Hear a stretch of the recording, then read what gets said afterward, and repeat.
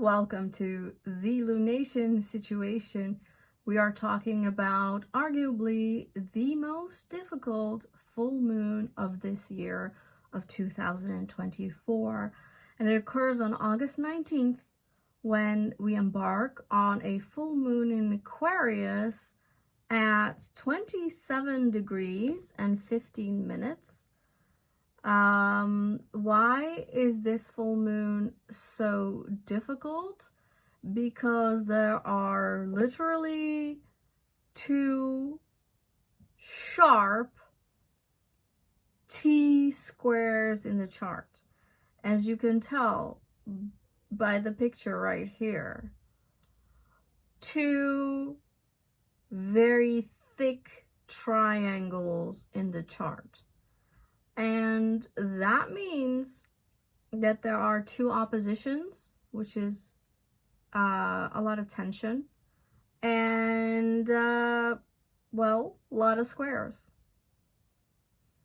And that means also tension, but discomfort, great unease, difficulty, possibly obstacles, hurdles.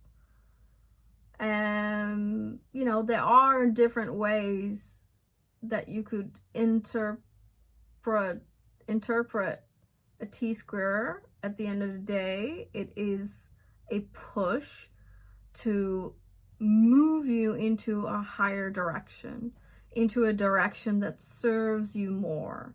But you will not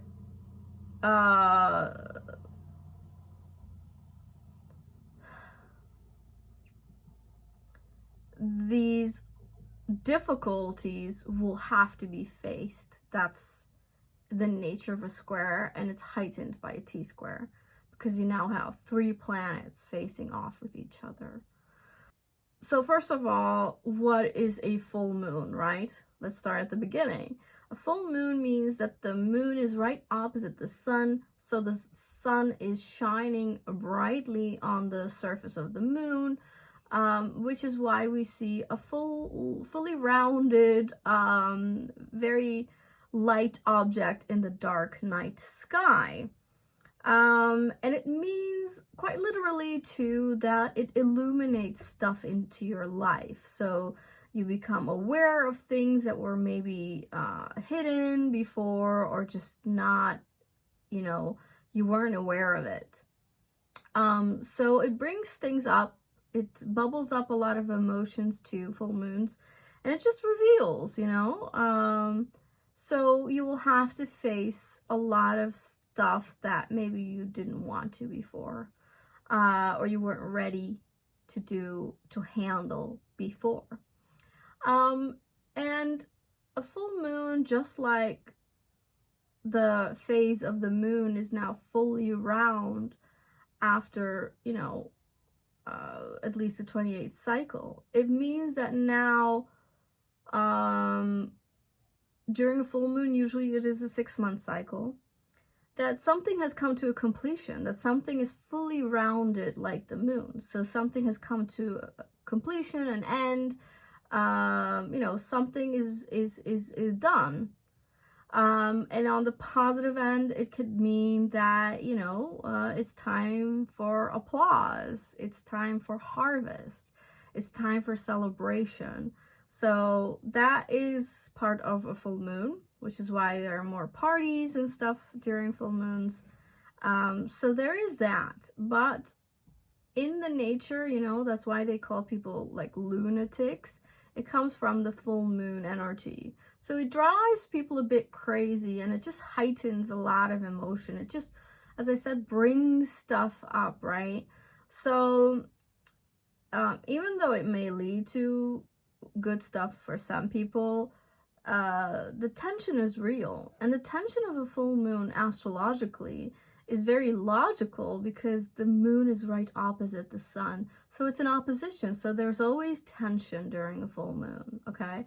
And the tension here is between the sun in Leo, which is very, here I am, look at me, I'm bright, I'm, you know, shiny.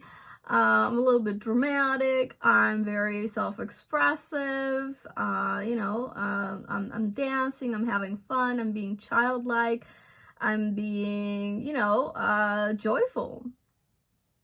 And then on the other side, you have the moon in Aquarius, who is social in its own way, but it's more intelligent. It's more about a lot of people, not just yourself. It's about thinking of the other. It's humanistic. It considers the human, right? The many. And it's, I guess in a way it is slightly introverted, even though generally air signs are, social. And an Aquarius can be, but it's also, just because of the level of intelligence that goes on at the Aquarius degree, which is the 11th sign in the zodiac, right? So now you're more aware of things. Now you have a lot more insight. You have a lot more perspective. So that overview and that intelligence gives you a different attitude than the Leo energy. Where Leo is more about the me, look at me energy, the Aquarius energy is more about, it is the individual perspective as well, in the sense that you want to evolve the Leo energy and really find your unique voice and find your unique expression, find your creativity, find your joy. But to make sure that it's uniquely you, and that you embrace who you are in all of your colors. And then when you stand in your authenticity, that brings a lot of power. And the Aquarius is where almost like you're an example. So it's not just you. Is not just a Leo me energy anymore, and now it's like everyone, everybody, wanting to push through, help many, evolve, innovate, break through and break out of any constrictions, anything holding back, anything limiting, so it seeks more freedom and it seeks liberation from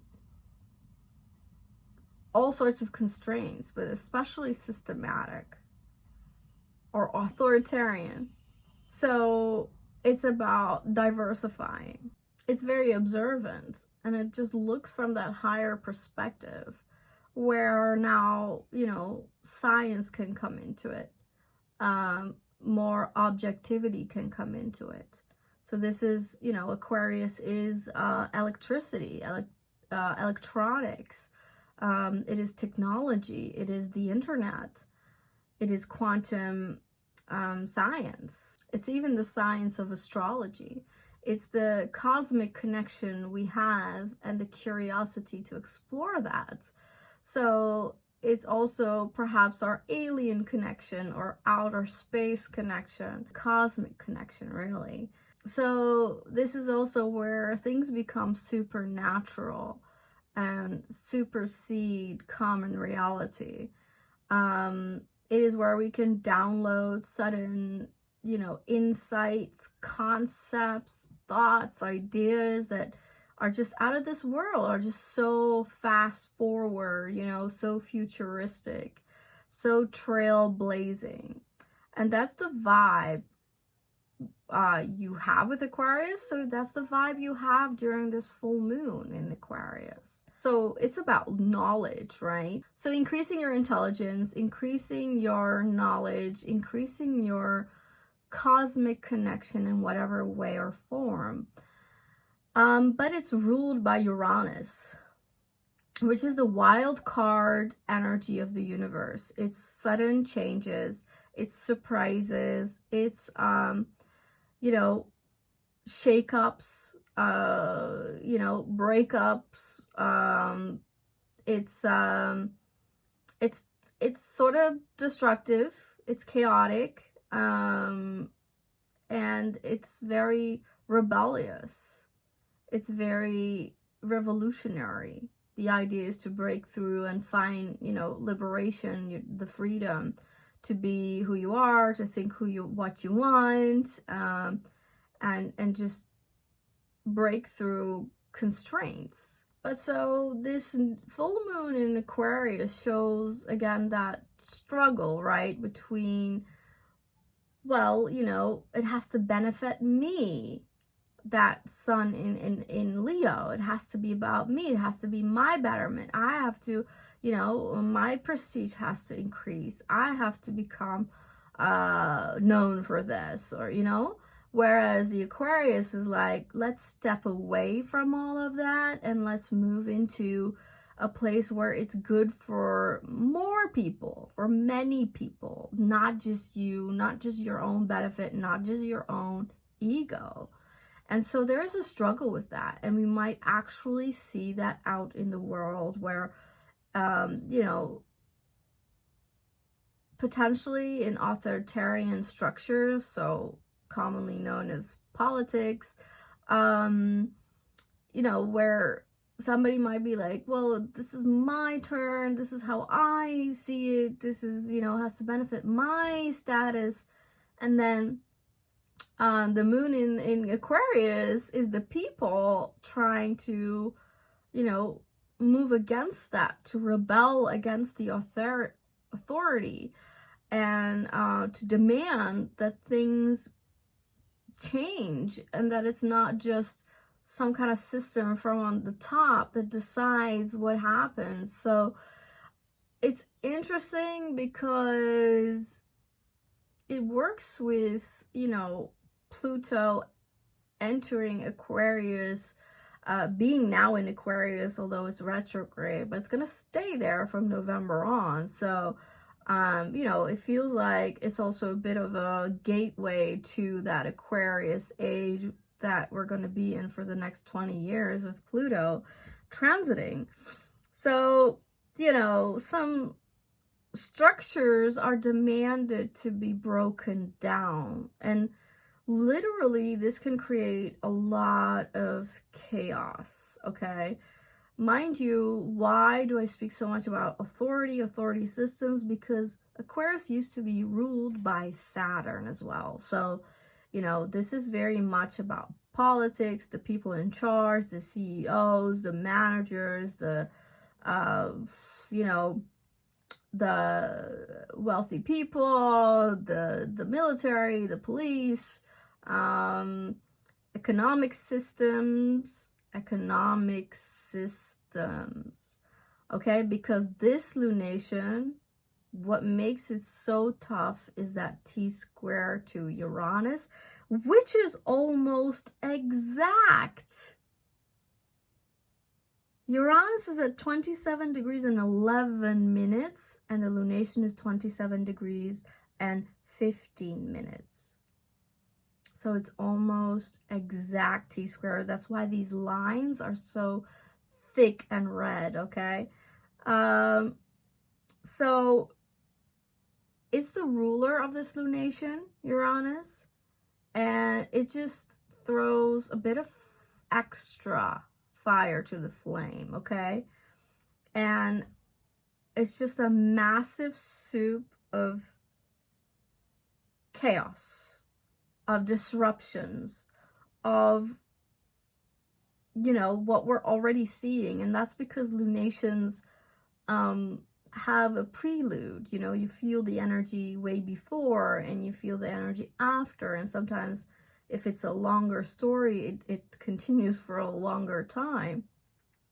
And it's also because we're already in eclipse energy. So the eclipse is like September, I think 18th. And that means, you know, that's only a month away. It means that we're already in the eclipse energies. And eclipse energies are very much like Uranus. So surprises, sudden changes, things happening out of nowhere, being blindsided, and causing a great stir, chaos. the problem here is also because Uranus is in Taurus, this is also about anything related to Earth. So literally earthquakes, volcano eruptions, potentially. You know, I don't know, landslides, even like potentially explosions, or, you know, especially electricity, power cuts. And also Taurus is about our food. So, you know, agriculture, food supplies, food supply chains, okay, transport regarding all that. This is tremendous tension, and it's coming to like a full-blown eruption around August 19th. And we can feel it before, as we are already seeing in the news, like rebellious action by people demanding, you know, whatever they demand. But it's people going into the streets, you know, just a lot of, again, I have to say, it's a chaos and a disruption. So, you know, Taurus is also finances. It's money. It's income. It's possessions. It's what you own. It's what you have. It's what you can hold. And so expect 3 big themes that many people have been speaking about. Firstly, economics. This could be that moment of huge economic disaster.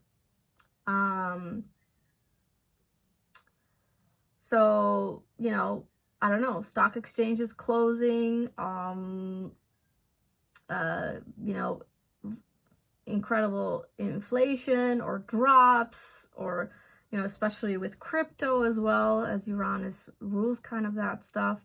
This is also situations around the internet. So suddenly having either no electricity, literally, no access to internet, or certain applications that aren't running anymore, or the government is disrupting that, or, you know. So again, finances, big issue. You know, whatever occurs around finances, it's just very, very strong during this lunation, okay? Huge potential for crumbling of economical systems, of currencies, okay? So ideally, this is not financial advice, but you might want to be careful, and you might want to have some money or possessions close to you, okay? Also, if the electricity, the power is cut, what are you going to do? Can you survive? Think about that, okay? What if there is food shortage, problems with, you know, supermarkets receiving food, or somehow a disruption? Can you survive? Interestingly, Taurus is that sign where one asks themselves, in situations like this, when there's a lot of tension in Taurus, survival. Okay, so what is absolutely essential, what is important, and what is valuable to you. And yeah, make sure you have some of that within reach, so that there's no obstacle to get there. And as I said, as it's about food, you might want to take some caution around this topic, okay? But so yeah, currency, electricity, internet, and food-related issues, and earth-related, you know, potentially catastrophes or disasters are high as the sky, as Uranus is the sky god, okay? This is very, very intense.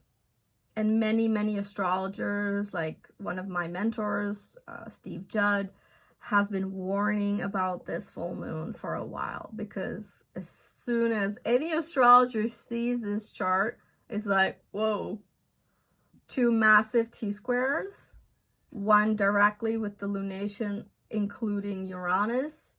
Yikes. You know, this is a lunation that will not go unnoticed. It's dramatic AF. And of course it is. The sun is in Leo. It's dramatic. Leo is also about the gold and luxury and royalty, and also, you know, leaders, those in charge. So stuff around that could also occur during this lunation and around it.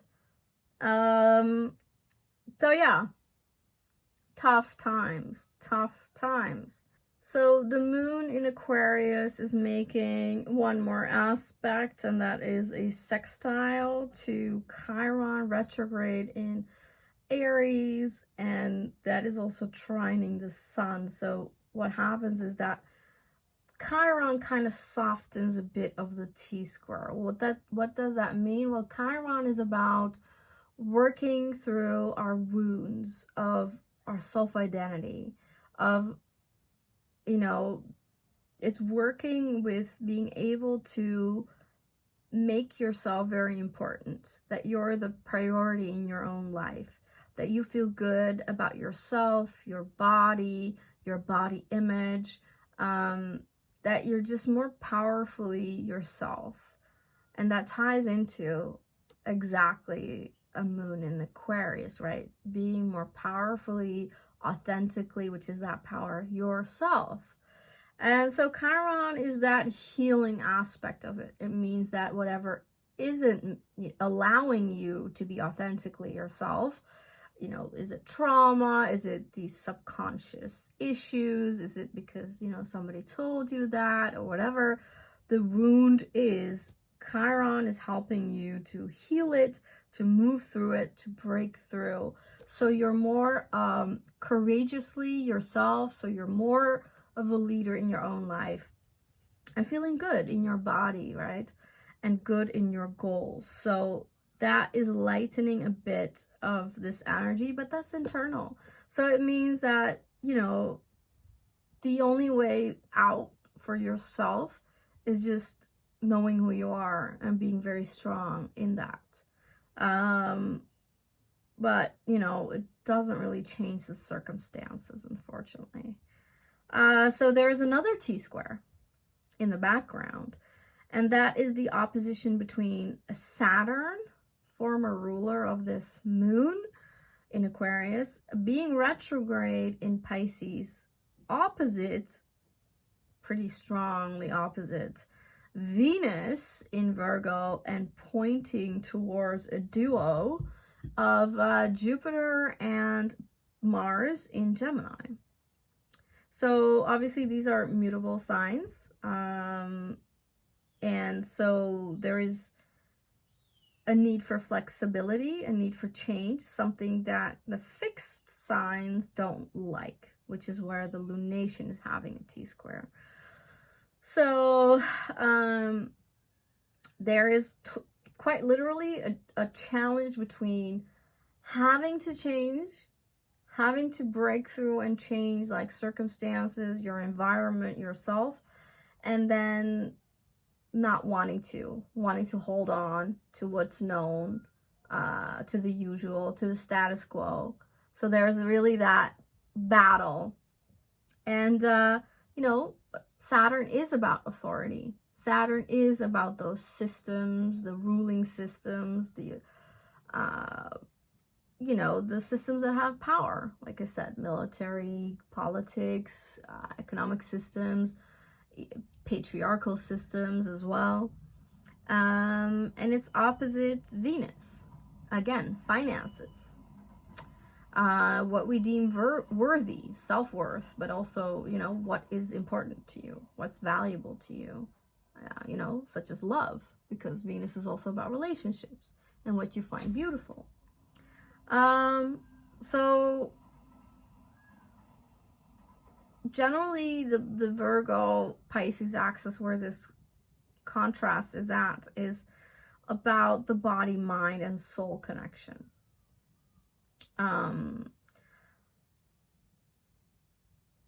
But it also means that, Venus is in the physical part in Virgo. So it's about the tangible, it's about daily life, it's about, what you're used to, your routine.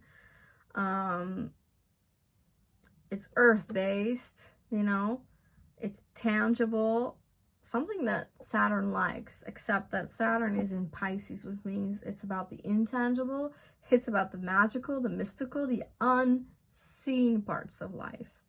So it's about the spiritual, it's about the energetic, and it's about the soul, right? Higher perspective.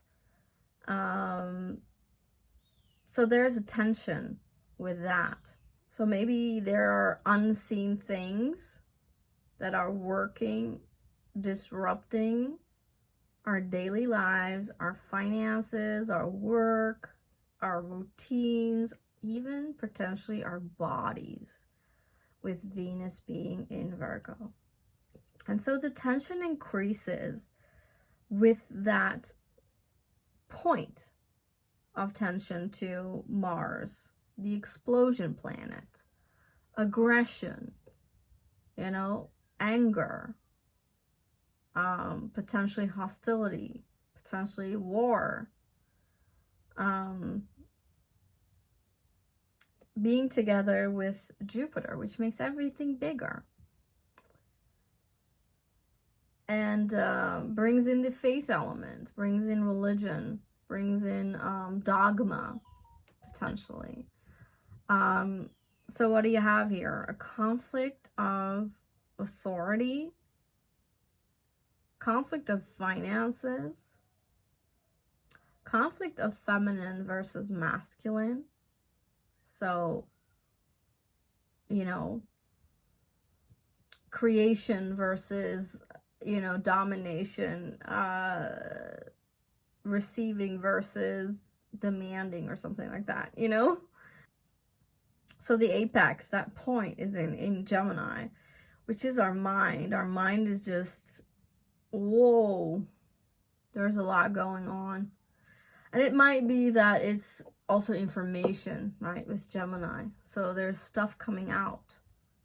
That's what it is, because, Virgo is a Mercury ruled sign. So it's about information as well. It's about details and, written stuff and serious. Saturn is about the intuitional. So, it's felt, but it's not seen. It's not, it's not written. Nobody tells you, but you can feel it. There's an undercurrent of truth or information that needs to be noticed. And then that Gemini with Mars and Jupiter is just a lot of information. Unfortunately, this could be, information about potentially war, aggression,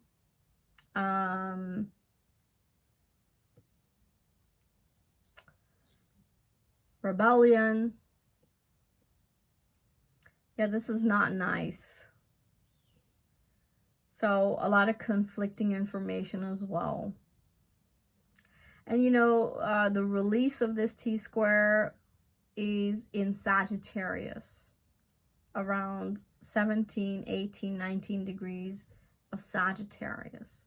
And Sagittarius is, higher perspective, gathering more information, learning, more, increasing your wisdom, increasing also the faith element. So bringing in the intuition that Pisces has, for instance. And so it's about double checking, having multiple resources. So being more sure on your information. So that's what we need to do. We need to not take things for face value, not accept that people say certain things like they're facts, but that we have to, do research. Now back to the T-square of this lunation that is working the hardest, of course. There's also a Mercury retrograde going on, which is right by the sun. Just before this lunation, we had a Cazimi, so them meeting, which means that Mercury is, you know, getting insight, is receiving consciousness, information, and just so much more aware. It's at 26 degrees exact, which is a Taurus degree. So that means that there is information difficulty again about resources, about food, about land, about earth, and possible, you know, difficulties surrounding that. And so yeah, there's a lot of information going on here, and I feel that it's just not very pleasant, but it's also hard to tell the truth. The Mercury retrograde also just shows us that we need to be very introspective and reflective and not believe everything you hear, and that things take time.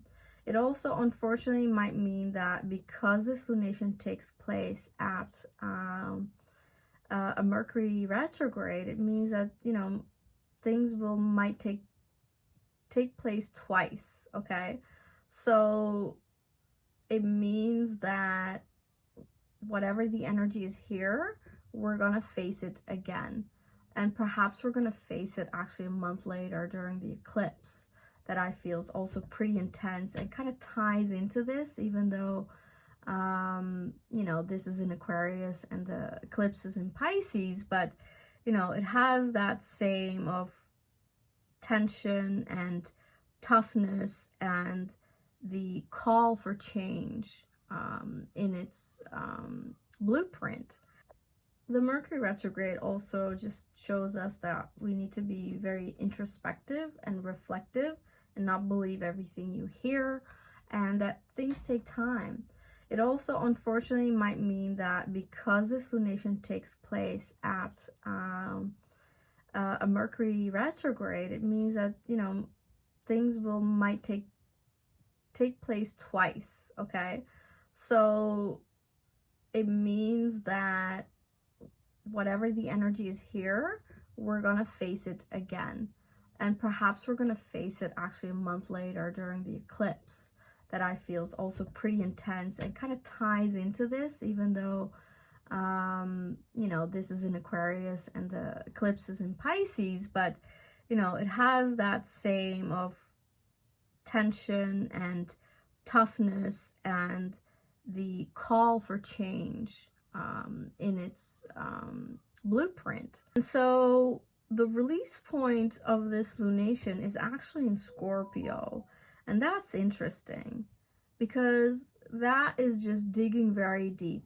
Again, as I said, not taking things for face value, looking, you know, beneath, looking into the hidden, looking into what is not being said, but something you can feel about it. And so you dig a little deeper, okay? You look into what's not being shared right away, and you really trust your intuition, and you do not give way to your fears, okay? This is just psychological strength that's required during this lunation. And it's also, the psychological strength comes from understanding that sometimes things have to end. Some things might have to crumble and be wiped away, because that's just better, because then something else, something better, something new can transform and be birthed into the reality. As you know, Scorpio is that transformational energy of regeneration, of death and rebirth. So it's that understanding, right, that things come in cycles and things have to end. And then sometimes it's so dramatic and so uncomfortable and so dark and so scary, and so deep and so destructive. Like, what are we gonna do after all that destruction? But there is this inherent understanding in Scorpio that, you know, an ending is a beginning. And so is a full moon, you know, an ending is a beginning. As I said, sometimes it means that there is harvest, that there is fruition, that there is a gain during full moon energy, right? So, you know, you could focus on that. And what can you gain? Well, the gain is just a lot of power of knowing who you are and standing bravely in that, to not hold back, to not shut up, to not be taken advantage of, okay? Just be more powerfully more yourself. And really feeling into the spiritual soul perspective, that there's more to life than just this experience, and more than just what you see and feel. That really quite changes everything, that perspective, okay? Interestingly, when we look at asteroids, as I, tend to do more and more, that release point in Scorpio is actually, from an asteroid perspective, a grand fixed cross. And that means, because there is the asteroid Lilith in Scorpio, and also the asteroid Pallas Athena, that this turns suddenly into 2 oppositions and 4 squares. So incredibly tense, incredibly difficult. What is Lilith? Well, it's the dark side. It's the dark feminine. It's the aggression of not being able to stand in your own authority, okay?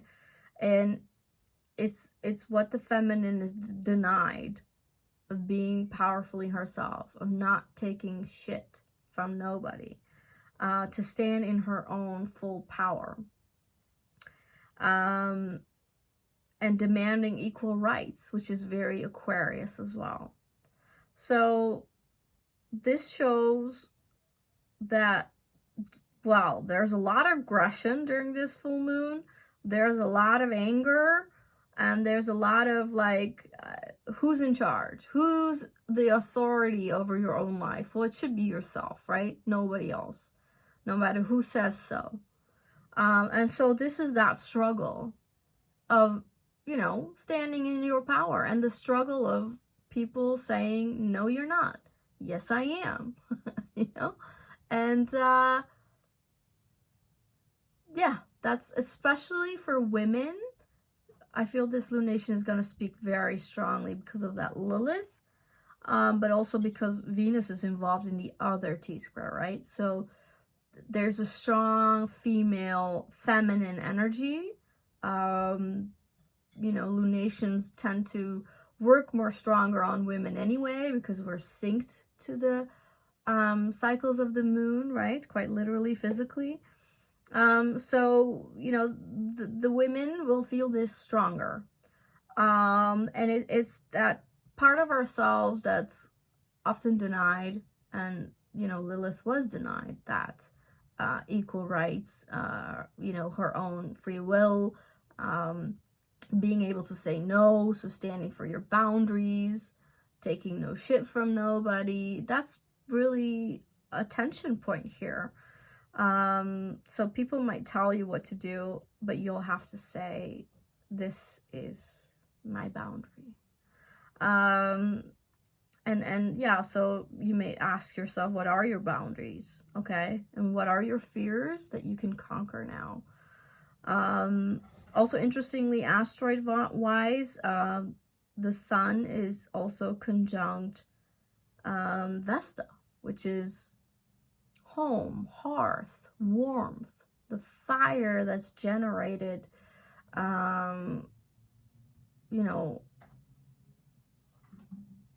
almost a sacred fire of not only feeling good and comfortable, but also, in a way accomplishing, just like the sun, really. So this was only an enhancement of it. And comfortability and home is something that Taurus is very familiar with, where the ruler of this lunation is Uranus. So maybe we need to ask ourselves, what is comfortable, what's it worth, and how much are we going to hold on to that, or how much are we Do we have to, you know, go through a period of change to either understand the value of certain things, the value of comfort and the value of home and the value of warmth and the value of a home and the value of family, you know? You know, it's that adagio of, you know, you understand the worth once it's taken away from you, right? You understand how important it is or how good it feels once it's not there anymore. So this is also not taking for granted nothing. Do not take for granted that you have food, you know, quite ready at your demand.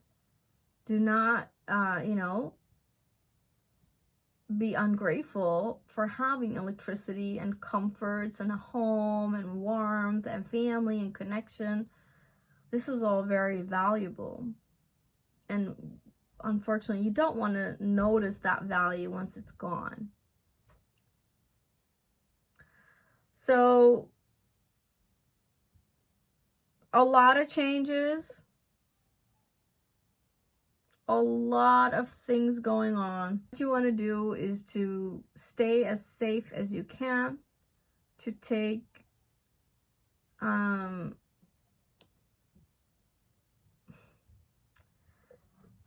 to take care of yourself and make sure you have what you need for survival. Make sure that you keep your head cool and that you're not easily swayed by information and facts and what other people think and say, and to have your own opinion and your own intuition, okay? And what I said, there are issues potentially with electronics, technologies, electricity, the internet, right? Finances, food. These are high. The issues around these topics are high. Do as you will. This is the astrological view that I provide. May we all buckle up and get through this. It's a bit of a hell of a ride, it seems. Wild, wild ride. I'm also kind of curious what this could be, but it's just, it's surprising for sure. It's surprising because of all this Aquarius, Uranus energy. It may even be more outrageous than what I just said. Maybe it will look like an alien invasion or something totally crazy that I couldn't even come up with. So take care. Take care of your loved ones. Hug the people you love. Tell them how much you love them, and make sure you have your absolute essentials with you. Other than that, there's nothing we can do, and we can only pray that, you know, all goes well. So I hope this is a breakthrough that provides the individual the authentic power that we all should have. Other than that, may God help us. Stay safe. I love you. And if you want to support me, please like this video, write a comment. What are you thinking? What are you feeling? Have you already experienced stuff around this? Do you have perhaps information around these things, the topics, the Aquarius and Uranian disruptions that I was just mentioning? Then write below. And thank you for watching. Take care. Bye.